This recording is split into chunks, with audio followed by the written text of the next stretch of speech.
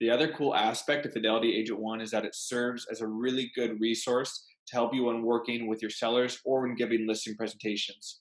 Fidelity Agent One also does a really good job of answering some difficult questions that you might face when working with these types of clients or potential clients.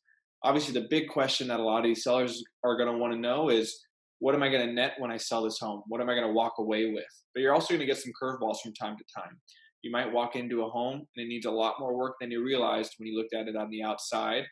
You might also run into a seller that's really stubborn. So you give them a market price for the home based off the comparables that you showed them, but they want a little bit more than that. Or you might have a situation where you got offered something that's a little bit lower than list price and your clients don't know whether to come down in price. So I'll show you today how you can do the tools in Fidelity Agent One and how that'll help you in your business from day to day.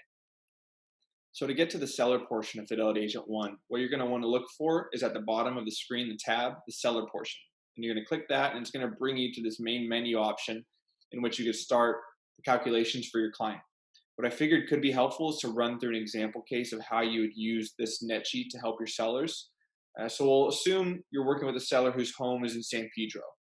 You did a market valuation and you think the home is worth $650,000. So we'll put in $650,000 there. You're going to want to enter in your broker fee.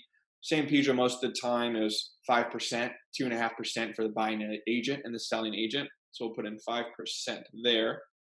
Repairs, and that's how you can answer one of those curveball situations where you meet with the seller and they realize to get to that 650,000 valuation is actually going to take some work on the inside once you walked in. Maybe it needs new floors.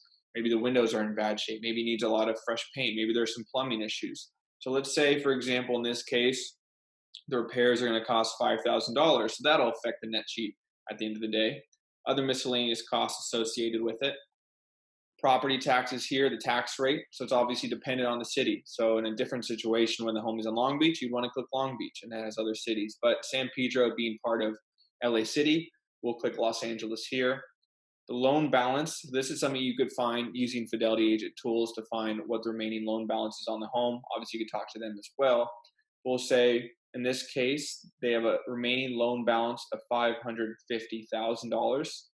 Interest rate is plug-in data. City transfer tax, same exact thing. You're going to want to get specific to the area of the home. And we'll just say Los Angeles again, since it's San Pedro. And what you'll do also is hit compute. And from here, you get a nice, clean, quick seller net sheet to answer that first big question a lot of sellers want to know is, how much am I going to walk away with when I sell this home according to the information that you're telling me? And so here you see the market snapshot.